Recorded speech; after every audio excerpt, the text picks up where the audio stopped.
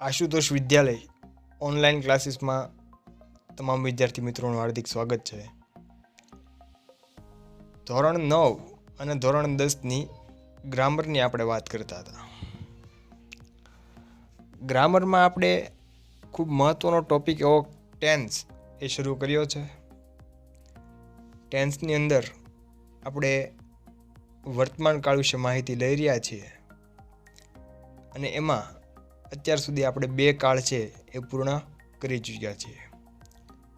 સાદો વર્તમાન કાળ સિમ્પલ પ્રેઝન્ટ ટેન્સ અને ચાલુ વર્તમાન કાળ કન્ટિન્યુ પ્રેઝન્ટ ટેન્સ. આ બંને કાળની વિવિધ એક્સરસાઇઝ, એની વાક્ય રચના, એના ઉપયોગો, એ તમામ વસ્તુ આપણે જોઈ લીધી છે. હવે આજે આપણે વર્તમાન કાળના ત્રીજા પ્રકાર એવા પૂર્ણ વર્તમાન કાળ વિશે વાત કરવા જઈ રહ્યા છીએ. તો વાત કરીએ પૂર્ણ વર્તમાન કાળ. તો પૂર્ણ વર્તમાન કાળ તો છે પણ કેવો છે? પૂર્ણ છે. પૂર્ણ વર્તમાન કાળની ઇંગ્લિશમાં આપણે કહીશું પરફેક્ટ પ્રેઝન્ટ ટેન્સ, એને બીજા નામે કમ્પ્લીટ પ્રેઝન્ટ ટેન્સ કે ફિનિશ્ડ પ્રેઝન્ટ ટેન્સ તરીકે પણ ઓળખવામાં આવે છે. હવે પૂર્ણ વર્તમાન કાળ ક્યારે વપરાય, વેન યુઝડ, એના વિશે વાત કરીએ. કેવા સંજોગોમાં પૂર્ણ વર્તમાન કાળ છે એનો ઉપયોગ આપણે કરી શકીએ. તો કે હમણાં જ, એટલે કે ટૂંક સમયમાં પૂરી થયેલી ક્રિયા દર્શાવવા માટે. કોઈ પણ ક્રિયા ટૂંક સમયની અંદર પૂરી થઈ હોય તો એ ક્રિયા કે એવી ઘટના દર્શાવવા માટે આપણે પૂર્ણ વર્તમાન કાળનો ઉપયોગ કરતા હોઈએ છીએ. એક્ઝામ્પલ તમને આપ્યું છે, I have eaten an apple just now. I have eaten an apple just now. મેં હમણાં જ સફરજન ખાધું છે. તો સફરજન ખાવાની જે ક્રિયા છે એ ટૂંક સમયની અંદર પૂરી થયેલી છે. તો વર્તમાન કાળ, પૂર્ણ વર્તમાન કાળનો ઉપયોગ એ છે કે ટૂંક સમયની કોઈ ક્રિયા પૂરી થઈ હોય તે દર્શાવવા માટે, અથવા તો હમણાં જ કોઈ ક્રિયા પૂરી થઈ હોય તો તેવી ક્રિયા દર્શાવવા માટે. ત્યારબાદ બીજો એનો ઉપયોગ જોઈએ તો ક્રિયા કે જે ભૂતકાળમાં પૂર્ણ થયેલી હોય પરંતુ તેની અસર હજી શરૂ હોય તેવી ક્રિયા દર્શાવવા માટે. કોઈ ક્રિયા છે એ પૂરી થઈ ગઈ હોય ભૂતકાળની અંદર થોડા સમય પહેલાં અને એની અસર હજી હાલમાં એટલે કે વર્તમાનમાં શરૂ હોય તો તેવી ક્રિયાઓ દર્શાવવા માટે પણ પૂર્ણ વર્તમાન કાળ છે એ વપરાતો હોય છે. એક્ઝામ્પલ જોઈએ, they have already decorated the hall. તેઓએ હોલ ક્યારનોય શણગારી નાખ્યો છે. તો જે હોલ શણગારવાની જે ક્રિયા છે એ પૂરી થઈ ગઈ છે પણ એની અસર હજી શરૂ છે. એમનેમ હોલ છે એવી સ્થિતિમાં છે, શણગારવાની ક્રિયા પૂરી થઈ ગઈ છે, હોલ હજી શણગારેલો જ છે. તો આપણે એવું કહી શકીએ કે તેઓએ ક્યારનો હોલ શણગારી નાખ્યો છે. તો આ વાતથી પૂર્ણ વર્તમાન કાળના ઉપયોગની ફરીવાર એકવાર વાત કરી દઉં કે કોઈ ક્રિયા ટૂંક સમયની અંદર પૂરી થઈ હોય એટલે કે હમણાં જ પૂરી થઈ હોય તો એ ક્રિયા દર્શાવવા માટે પૂર્ણ વર્તમાન કાળ વપરાય. તદુપરાંત કોઈ ક્રિયા ભૂતકાળમાં પૂરી થઈ ગઈ હોય અને તેની અસર હજી વર્તમાનમાં શરૂ હોય તો તે ક્રિયા દર્શાવવા માટે પણ પૂર્ણ વર્તમાન કાળ છે એ વપરાતો હોય છે. ઉપયોગ વિશે વાત કર્યા બાદ હવે આપણે તેના કીવર્ડ્સ એટલે કે એની નિશાની વિશે વાત કરીશું કે કેવા પ્રકારની નિશાનીઓ આવે તો આપણે સમજી લેવાનું કે આપેલ વાક્યમાં જે નિશાની છે એના આધારે આપણને ખબર પડી જશે કે આ વાક્ય છે એ પૂર્ણ વર્તમાન કાળનું પરફેક્ટ પ્રેઝન્ટ ટેન્સનું છે. તો નિશાની છે એ ખૂબ સરળતાથી તમને યાદ રહી જાય એવી છે. ઘણી બધી છે, એમ ડરી જવાનું નથી. જે મેથડ પ્રમાણે હું કહું એ મેથડ પ્રમાણે યાદ રાખશો તો સરળતાથી તમે બધી નિશાની યાદ રાખી શકશો. પહેલી વાત કરીએ તો કે 3 છે એના ગ્રુપ બનાવશું. તો પહેલું છે ઓલરેડી, એવર અને નેવર. પહેલા ગ્રુપમાં 3 આવશે, already, ever, never. Already, ever, never. ત્યારબાદ 4નું ગ્રુપ બનાવવાનું છે, જસ્ટ, સિન્સ, ફોર અને yet. Just, since, for, yet. Already, ever, never. Just, since, for, yet. 4નું ગ્રુપ. પહેલું ગ્રુપ 3નું, બીજું ગ્રુપ 4નું. ફરી એકવાર, already, ever, never. Just, since, for, yet. અને લાસ્ટમાં જસ્ટ, નાવ. ઓકે, હવે એની નિશાનીના ગુજરાતી વિશે વાત કરીએ ને ક્યારે કઈ રીતે કઈ નિશાની વપરાય એના વિશે વાત કરીએ. તો ઓલરેડી એટલે ક્યારનું. પછી વાત કરીએ ખાસ એવરની. એવર એટલે થશે ક્યારેય. તો નકાર વાક્ય અને પ્રશ્નાર્થ વાક્યમાં જ એવર વપરાશે. નકાર અને પ્રશ્નાર્થ વાક્યની અંદર જ એવરનો ઉપયોગ થશે. તદુપરાંત વાત કરીએ નેવરની. તો નેવર એટલે ક્યારેય નહીં, કદી નહીં એવો અર્થ થશે. તો નેવર એ એવી નિશાની છે કે જે વાક્યમાં નેવરનો ઉપયોગ થશે તે વાક્યની અંદર નોટની જરૂર નથી. નોટ ન મૂકવામાં આવતા છતાં વાક્ય છે એ નકાર જ બનશે. વાક્યમાં નોટનો ઉપયોગ નહીં કર્યો હોય તેમ છતાં વાક્યનો અર્થ એ નકાર જ બનશે. શું કામ? કારણ કે નેવર એ નેવરનો પોતાનો સ્વતંત્ર અર્થ જ નકાર છે, કદી નહીં એવો છે. તો સ્વાભાવિક છે કે નકાર અર્થ હોવાના કારણે એના ઉપયોગવાળું વાક્ય કેવું બનશે? નકાર જ બનશે. તદુપરાંત વાત કરીએ જસ્ટ. તો જસ્ટ એટલે હમણાં. સિન્સ અને ફોર બંનેનો અર્થ થશે થી. સિન્સ એ સમય બિંદુ દર્શાવે છે, જ્યારે ફોર એ સમય ગાળો દર્શાવે છે. યેટ. યેટ એટલે હજી સુધી. તો એ નકાર વાક્યમાં જ આવશે.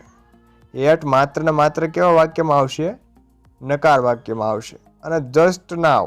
જસ્ટ નાવ એટલે હમણાં જ. હવે સિન્સ અને ફોર વિશે આપણે વિસ્તૃત સમજણ મેળવીએ કે સિન્સ તો કે લાંબા ગાળાનો સમય દર્શાવે. લાંબા ગાળાનો સમય દર્શાવે, બરાબર? એટલે કે સમય બિંદુ દર્શાવે. કોઈ તારીખ હોય, વાર હોય, વર્ષ હોય કે સમય હોય તો એની પહેલાં સામાન્ય રીતે સિન્સ મૂકવામાં આવતું હોય છે. ઉદાહરણ તરીકે હું તમને એમ કહું કે તેઓ 1993થી અમદાવાદમાં રહે છે. તો 1993 એ વર્ષ છે. તો વર્ષ પહેલાં શું આવશે? વર્ષ એ શું દર્શાવે છે? ચોક્કસ સમય દર્શાવે છે, ચોક્કસ સમય બિંદુ દર્શાવે છે. તો તેની પહેલાં શું આવશે મિત્રો? સિન્સનો ઉપયોગ થશે. એ ઉપરાંત હું એમ કહું કે તે 26મી જાન્યુઆરીથી અહીં છે. તો 26મી જાન્યુઆરી એ તારીખ છે. તો એની પહેલાં પણ શું આવશે?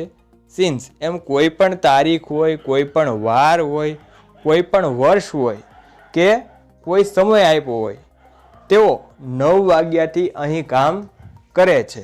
તો 9 વાગ્યા તો એ ચોક્કસ સમય થયો, સમય બિંદુ થયું. તો તેના માટે પણ કેનો ઉપયોગ થશે? સિન્સનો ઉપયોગ થશે. તો આ હતી વાત સિન્સની. સિન્સમાં યાદ રાખવાનું, since A point of time દર્શાવે છે, એટલે કે સમય બિંદુ દર્શાવે છે. જ્યારે ફોર, તો ફોર છે એ સમયગાળો દર્શાવે છે, એટલે કે પીરિયડ ઓફ ટાઈમ અથવા તો ડ્યુરેશન ઓફ ટાઈમ છે એ દર્શાવવા માટે ફોરનો ઉપયોગ થાય છે. ટૂંકા સમય માટે છે એ ફોર વપરાતું હોય છે. ફોર એક્ઝામ્પલ તમને આપ્યું છે નીચે કે for 5 minutes, 2 weeks, 3 days, 6 month. આ કોઈ ચોક્કસ સમય નથી, અનિશ્ચિત સમય છે. ફોર 5 મિનિટ્સ તો 5 મિનિટ, પણ કઈ 5 મિનિટ એનો ઉલ્લેખ થયો નથી. 2 વીક્સ 2 અઠવાડિયા, કયા 2 અઠવાડિયા એનો ઉલ્લેખ થયો નથી. 3 ડેઝ તો 3 દિવસ, પણ કયા 3 દિવસ એનો ઉલ્લેખ થયો નથી. 6 મહિના, પણ કયા મહિના, કયા 6 મહિના એનો ઉલ્લેખ થયો નથી. તો આ અનિશ્ચિત સમય દર્શાવે છે. ઓકે, તો આ સિન્સ અને ફોરની વાત હતી. ખાસ નિશાની યાદ રાખવાની છે. મેં તમને કીધું એમ કે already, ever never, just since for, yet અને જસ્ટ નાવ, અથવા already, ever never, just since for yet અને જસ્ટ નાવ. કોઈ બી રીતે તમે નિશાની છે યાદ રાખી શકો છો. અને ખાસ કઈ નિશાની કેવા વાક્યમાં આવશે એ પણ ખાસ યાદ રાખવાનું છે. ઉપયોગ અને નિશાની વિશે વાત કર્યા બાદ ત્રીજો ફેઝ આપણે વાક્ય રચના સમજવાની છે. તો વાક્ય રચના વિશે સમજણ મેળવીએ. વાક્ય રચના, સેન્ટન્સ પેટર્ન. 3 પ્રકારના વાક્ય હોય છે: હકાર, નકાર અને પ્રશ્નાર્થ. એના વિશે આપણે સમજવાનું છે. હકાર, તો હકાર વાક્યને આપણે એફર્મેટિવ સેન્ટેન્સ તરીકે ઓળખતા હોઈએ છીએ. તો માત્ર અહીંયા એક્ટિવ વોઇસની વાત થઈ છે, એટલે પહેલાં સૌપ્રથમ વાક્યમાં આવશે કર્તા, પ્લસ સહાયકારક ક્રિયાપદ તરીકે ટુ હેવના રૂપ આવશે. ટુ હેવના વર્તમાનકાળના 2 રૂપ છે, હેવ અને હેઝ. પ્લસ પૂર્ણકાળ છે, તો પૂર્ણકાળ હોવાથી ક્રિયાપદનું કયું રૂપ આવશે? ભૂત કૃદંતનું રૂપ. પૂર્ણ વર્તમાનકાળ છે, પૂર્ણકાળ છે, એટલે ક્રિયાપદનું ભૂત કૃદંતનું રૂપ આવશે. ક્રિયાપદનું V3 આવશે, ત્રીજું રૂપ આવશે. ત્યારબાદ આવશે કર્મ, અને પછી આવશે અન્ય શબ્દો. કર્તા પ્લસ હેવેઝ, ક્રિયાપદનું ત્રીજું રૂપ V3 અથવા ભૂતકૃદંતનું રૂપ, તમને જે યાદ રહે તે, પ્લસ કર્મ પ્લસ અન્ય શબ્દો. નકાર, તો નેગેટિવ સેન્ટેન્સ, તો એમાં પણ સેમ વસ્તુ રહેશે. કર્તા પહેલાં આવશે, હેવેઝ ત્યારબાદ સહાયકારક ક્રિયાપદ તરીકે આવશે. નકાર વાક્ય નેગેટિવ સેન્ટેન્સ છે, એટલે નોટ મૂકવામાં આવશે. આમાં પણ ક્રિયાપદનું ભૂત કૃદંતનું રૂપ જ આવશે. કર્મ પ્લસ અન્ય શબ્દ. તો ઉપરની વાક્ય રચના એક હકારની યાદ રાખી લ્યો એટલે નકારની ઓટોમેટિક યાદ રહી જાય. કર્તા પ્લસ હેવેઝ પછી નકાર છે, એટલે નોટ મૂકવાનું છે, બાકી સેમ ટુ સેમ છે. ત્યારબાદ પ્રશ્નાર્થની વાત કરીએ તો પ્રશ્નાર્થ એટલે ઇન્ટ્રોગેટિવ સેન્ટેન્સ. તો ઇન્ટ્રોગેટિવ સેન્ટેન્સમાં પહેલાં એ હેવેઝ આવશે, ત્યારબાદ કર્તા આવશે, પછી ક્રિયાપદનું ભૂત કૃદંતનું રૂપ આવશે, પછી કર્મ આવશે, અને પછી અહીંયા શબ્દ અને છેલ્લે ક્વેશ્ચન માર્ક આવશે. તો એક વાક્ય રચના યાદ રાખો એટલે બીજી 2 એ આપમેળે સરળતાથી યાદ રહી જાય. ખાસ વાક્ય રચના બધા કાળની યાદ રાખવાની છે. પ્લસ વધારે એટલું કહેવાનું કે ક્રિયાપદના રૂપો એ દરેક વિદ્યાર્થી મિત્રોએ છે એ ખાસ પાકા કરવાના છે. જો ક્રિયાપદનું રૂપ જ નહીં આવડતું હોય, ક્રિયાપદનું આગળ ભૂતકાળ ભણવાનું આવશે તો એમાં પણ ક્રિયાપદનું બીજું રૂપ અને પૂર્ણકાળમાં ક્રિયાપદનું ત્રીજું રૂપ એટલે કે ભૂત કૃદંતનું રૂપ.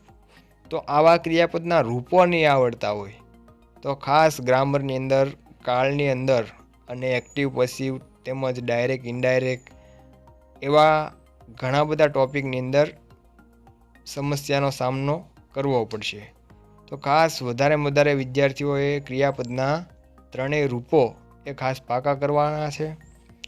તમારી પાસે 10માવાળા હોય તો 9મા ધોરણની જે ગ્રામર હોય તો એમાં ક્રિયાપદના રૂપો આપેલા હશે. 9માવાળા હોય તો ગત વર્ષની એટલે કે 8મા ધોરણની જે ગ્રામર હોય એમાં પણ ક્રિયાપદના રૂપો આપ્યા હશે.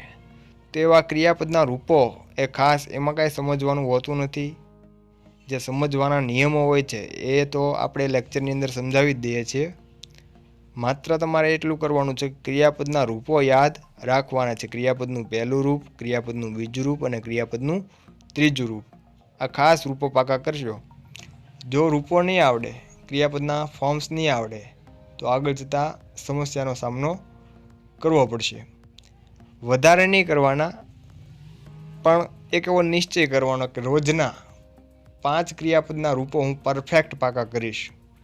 અને ક્રિયાપદના રૂપો છે એ લાંબા સમય સુધી યાદ રહે, કદી ભૂલાય નહીં. એવી રીતે યાદ રાખવાનો પ્રયત્ન કરવો. બને તો એક રૂપ છે એ 5-5 વાર લખીને એ પાકો કરવાનો પ્રયત્ન કરવો. કેમ કે જ્યાં સુધી ઇંગ્લિશ ભણશો ત્યાં સુધી તમારે આ ક્રિયાપદના રૂપો એ તો બેઝિક વસ્તુ છે, એ તો આવડવી જ જોઈએ. એટલે એ વધારેમાં વધારે ક્રિયાપદના રૂપો છે એ પાકા કરવાનો પ્રયત્ન કરવાનો છે. બધાને ઓછામાં ઓછા 40થી 50 ક્રિયાપદના રૂપો છે એ આવડતા હોય તો ઇંગ્લિશ શીખવાની તમને મજા આવશે અને ખૂબ સરળતાથી ઇંગ્લિશ આવડી પણ જશે. તો ખાસ ક્રિયાપદના રૂપો પર વધારે ભાર આપજો. વાક્ય રચના વિશે વાત કર્યા બાદ કેટલીક ઇમ્પોર્ટન્ટ નોટ, અગત્યની નોંધ વિશે આપણે વાત કરવાની છે. તો આગળ આપણે વાક્ય રચનાની અંદર જોયું કે પૂર્ણ વર્તમાન કાળમાં સહાયકારક ક્રિયાપદ તરીકે ટુ હેવના રૂપનો ઉપયોગ થાય છે. તો ટુ હેવના બે રૂપો પૂર્ણ વર્તમાન કાળમાં વપરાય છે, હેવ અને હેઝ. તો એ પણ ક્યારે આવે, કોની સાથે હેવ આવે, કોની સાથે હેઝ આવે, એ પણ ખ્યાલ મેળવવો એ અગત્યનો છે. હેવ ક્યાં આવે તો કે આઈ, વી, યુ, દે અને બહુવચન નામ સાથે હેવ આવે. હવે હેઝ ક્યાં આવે તો હેઝ હી, શી, ઇટ કે એકવચન નામમાં હેઝ આવે. હવે તમે આમ પણ યાદ રાખી શકો કે હેઝ ક્યાં આવે તો કે હી, શી, ઇટ અને એકવચન નામ સાથે હેઝ. તો બાકી બીજા સાથે શું આવશે, હેવ. પણ ઘણા વિદ્યાર્થીઓ બહુ ગજબની રીતે યાદ રાખતા હોય છે. આપણે એને પૂછીએ કે હેવ ક્યાં આવે તો એવું કહેતા હોય કે હેઝ ન આવે ત્યાં હેવ આવે, અને એમ પૂછીએ કે હેઝ ક્યાં આવે તો કે હેવ ન આવે ત્યાં હેઝ આવે. એમ યાદ રાખવાનું નથી. હેઝ તો કે હી, શી, ઇટ કે એકવચન નામમાં હેઝ આવે, બાકી બધે એટલે કે આઈ, વી, યુ, દે અને બહુવચન નામ સાથે હેવ આવે. બેમાંથી કોઈ પણ એક યાદ રહી જશે તો પણ આપણું કામ સરળ થઈ જશે. પણ આપણે બંને યાદ રહે એવો પ્રયત્ન કરવાનો છે. આમાં કાંઈ અઘરું છે નહીં. આઈ, વી, યુ, દે અને બહુવચન નામ સાથે હેવ, હી, શી, ઇટ અને એકવચન નામ સાથે હેઝ. હવે કેટલીક વાર તમને કન્ફ્યુઝ કરવા માટે ખાલી જગ્યા અથવા એમસીક્યુમાં બે શબ્દોથી ભેગા કરી દેવામાં આવે છે, કન્ટ્રેક્શનનું રૂપ મૂકવામાં આવે છે. તો હેવ હોય તો એનું હેવ નોટ થાય, નકાર હોય ત્યારે, તો એનું કન્ટ્રેક્શન થશે હેવન્ટ, સંક્ષિપ્ત રૂપ થશે હેવન્ટ. હેઝ હોય તો એનું હેઝ નોટ થાય, એનું થશે હેઝન્ટ. તો આવું રૂપ હોય ત્યારે આપણે ડરવાની જરૂર નથી. એ હેવ નોટ છે, હેવન્ટ એટલે હેવ નોટ છે અને હેઝન્ટ એટલે હેઝ નોટ છે. ઓકે મિત્રો, તો આ ખાસ નોંધ યાદ રાખવાની. તદુપરાંત આપણે પહેલાં વાત કરી હતી કે પૂર્ણ વર્તમાન કાળને પરફેક્ટ પ્રેઝન્ટ ટેન્સ કહેવાય છે. તદુપરાંત કમ્પ્લીટ પ્રેઝન્ટ ટેન્સ કહેવાય છે અથવા ફિનિશ્ડ પ્રેઝન્ટ ટેન્સ તરીકે પણ ઓળખવામાં આવે છે. પણ આ બાબતો જે ઇમ્પોર્ટન્ટ નોટ છે એ ખાસ તમારે યાદ રાખવાની છે. પૂર્ણ વર્તમાન કાળના ઉપયોગ, તેની નિશાની, તેની વાક્ય રચના તેમજ અગત્યની કેટલીક નોંધ વિશે આપણે માહિતી મેળવી ચૂક્યા છીએ. હવે આપણે તેના અંતિમ પડાવ ઉપર છીએ, એટલે કે આપણે એના એક્ઝામ્પલ્સ, પરીક્ષામાં કઈ રીતે આપણે એને સોલ્વ કરવાના છે એના વિશેની વાત કરીએ. તો એક્ઝામ્પલ આપ્યા છે. પહેલું એક્ઝામ્પલ જોઈએ. I have finished my homework just now. I have finished my homework just now. તો અહીં આપણે જોઈ શકીએ છીએ કે હેવ ફિનિશ્ડ નીચે અંડરલાઇન કરવામાં આવી છે. તો એક્ઝામની અંદર ત્યાં ખાલી જગ્યા હશે અને નીચે 4 ઓપ્શન આપ્યા હશે જ્યારે ટેસ્ટ ને એવું હશે ત્યારે. બાકી એક્ઝામની અંદર તો તમારે આખું વાક્ય એક કાળમાંથી બીજા કાળમાં ચેન્જ ધ વોઇસની અંદર તમારે બદલવાનું છે. જે કહ્યું હોય ડુએસ ડાયરેક્ટમાં આ કાળમાંથી આ કાળમાં ફેરવો, સિમ્પલ પ્રેઝન્ટ ટેન્સમાંથી પરફેક્ટ પ્રેઝન્ટ ટેન્સમાં ફેરવો, તો એ આખું વાક્ય તમારે ફેરવવાનું હોય છે. પણ આ પ્રેક્ટિસ માટે છે, એટલે ખાસ ખાલી જગ્યામાં પણ ધ્યાન રાખવાનું. MCQ સ્વરૂપે પૂછે તો પણ આપણને આવડવું જોઈએ. તો I have finished my homework just now. મેં હમણાં જ મારું ઘરકામ પૂર્ણ કર્યું છે. તો હમણાં જ બનેલી ઘટના છે. તો ઘરકામ પૂર્ણ કરવાની ક્રિયા કોના દ્વારા થઈ છે? મારા દ્વારા. તો કરતા કોણ છે? આઈ. તો વાક્યમાં શરૂઆતમાં કરતા આઈ. ત્યારબાદ શું મૂકવામાં આવશે? સહાયકારક ક્રિયાપદ તરીકે ટુ હેવનું રૂપ મૂકવામાં આવશે. તો આઈ સાથે હેવેઝમાંથી શું આવશે? હેવ આવશે. અને ફિનિશ, તો ક્રિયાપદનું ત્રીજું રૂપ આવશે. ફિનિશ્ડનું ત્રીજું રૂપ થશે ફિનિશ્ડ. તો I have finished my homework just now. આ રીતના બનશે. બીજું વાક્ય જોઈએ તો બીજા વાક્યનો પ્રકાર જુઓ. કેવા પ્રકારનું વાક્ય છે? પ્રશ્નાર્થ પ્રકારનું વાક્ય છે. તો પ્રશ્નાર્થ પ્રકારના વાક્યમાં આપણને ખબર છે કે પહેલાં શું આવશે? હેવ અથવા હેઝ આવશે. તો એ કેના આધારે મૂકવાનું? તો એની પછી જે કરતા આપ્યા હોય એના આધારે તો ધે. તો ધે સાથે શું આવે? Have. I we you they, એની સાથે શું આવશે? હેવ આવશે. અને ક્રિયાપદનું ત્રીજું રૂપ આવશે. તો કમ્પ્લીટનું ત્રીજું રૂપ શું થશે? કમ્પ્લીટેડ થશે. તો કમ્પ્લીટનું ત્રીજું રૂપ કમ્પ્લીટેડ થશે. Have they completed their work. તેઓએ તેનું કાર્ય પૂરું કરી નાખ્યું છે. તો આ રીતના ખાલી જગ્યા બનશે. તદુપરાંત ત્રીજું વાક્ય તમે જુઓ તો ત્રીજું વાક્યમાં અંડરલાઇન કરવાનું ભૂલાઈ ગયું છે. એમાં કોઈ સવાલ નથી, પણ પ્રશ્નાર્થ પ્રકારનું વાક્ય છે. તો એમાં પણ ઉપરના વાક્યની જેમ શરૂઆતમાં શું આવશે? હેવેઝ આવશે. તો યુ કરતા છે એટલે શરૂઆતમાં શું આવશે? હેવ. તો હેવ યુ સી, તો સીનું ત્રીજું રૂપ શું થશે? સીન. The movie Baahubali. તમે બાહુબલી ફિલ્મ જોયું છે? પછીનું વાક્ય જોઈએ તો પછીનું વાક્ય છે એમાં નિશાની આપી છે યેટ. તો યેટ છે એટલે વાક્ય કેવું બનશે? નકાર વાક્ય બનશે જો વચ્ચે નોટ આપવામાં આવેલું રહ્યું. કરતા છે ધ સન. ધ સન, તો ધ સન એક વચન નામ છે, એની સાથે શું આવશે? હેઝ. તો the sun has not set. Set અહીંયા મૂળ રૂપ નથી, સેટનું ત્રીજું રૂપ છે. સેટના ત્રણ રૂપ સરખા થશે. સેટ સેટ સેટ ઘણા બધા રૂપ એવા છે કે જેના ત્રણે રૂપ સરખા થશે. Set set set, cut cut cut, put put put, shirt shirt shirt. તો આવા ઘણા બધા રૂપ સરખા થશે. તો એમાંનું એક રૂપ છે સેટ. તો સેટનું અહીંયા મૂળ રૂપ નથી, ત્રીજું રૂપ જ છે, ભૂતકૃદંતનું રૂપ છે. The sun has not set yet. સૂર્ય હજુ અસ્ત થયો નથી. એની પછીનું વાક્ય જોઈએ તો નકાર વાક્ય છે. તો નકાર વાક્યમાં આ રીતે તમને કન્ફ્યુઝન ઊભું કરી દેવામાં આવે. હેઝ નોટ છે એનું એક્ઝામ્પલ વિશે ચર્ચા કરતા પહેલા કરીને મૂકવામાં આ કાળની કેટલીક તો સ્પેશિયલ નોટ રાહુલ ખાસ નોંધ વિશે હેઝન્ટ ચર્ચા કરીએ ઇન્વાઇટેડ યુ. જેથી આપણને એક્ઝામ્પલ રાહુલે ખૂબ તને સરળ થાય. રાહુલ હેઝન્ટ તો ચાલો ઇન્વાઇટેડ જોઈએ યુ. કેટલીક રાહુલે special તને આમંત્રણ notes આપ્યું ખાસ નોંધો. નથી. તો તમને હેઝન્ટ આપેલું હોય અને એની પછી ખાલી જગ્યા આપવામાં આવી હોય તો ત્યાં ક્રિયાપદનું કયું રૂપ આવશે? ત્રીજું રૂપ આવશે. આપણે આમાં ગભરાઈ જવાનું નથી કે આ હેઝન્ટ ક્યાંથી આવ્યું. તો આપણે જોઈ ચૂક્યા છીએ અગત્યની નોટ્સની અંદર કે હેઝ અને નોટ બંનેનું કન્ટ્રેક્શન થઈને ભેગું થઈને શું બનશે? હેઝન્ટ બનશે. રાહુલ એક વચન છે એટલે શું આવશે? હેઝ આવશે. તો હેઝ નોટ એનું hasn't. Rahul hasn't invited you. રાહુલે તને આમંત્રણ આપ્યું નથી.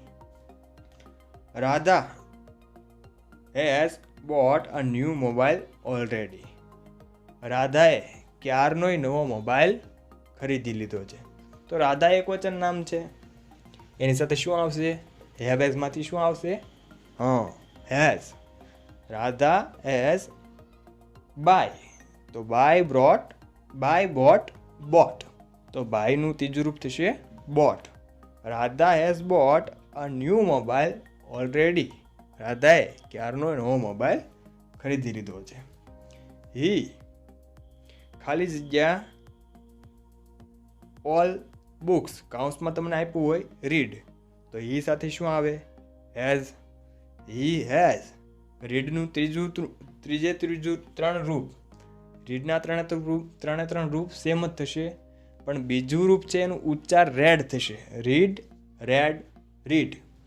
પણ લખવામાં તો રીડ જ આવે છે, આ ખાસ ધ્યાન રાખવાનું છે. Read, red, read. પણ લખાય તો ત્રણ રૂપ સરખા જ છે. તો he has read all books. તેણે બધા પુસ્તકો વાંચી નાખ્યા છે.